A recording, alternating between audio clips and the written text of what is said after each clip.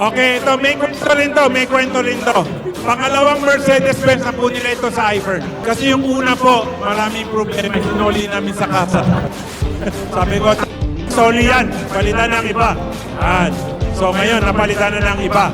Okay, so tawagin natin Anastasio Patulon at Regine Patulon. Ang trabaho ni Mrs. dati, waitress. Ang trabaho ni Mr. dati, truck driver. Dito sa iPhone, Mercedes-Benz owner and Mercedes-Benz driver. Are you ready?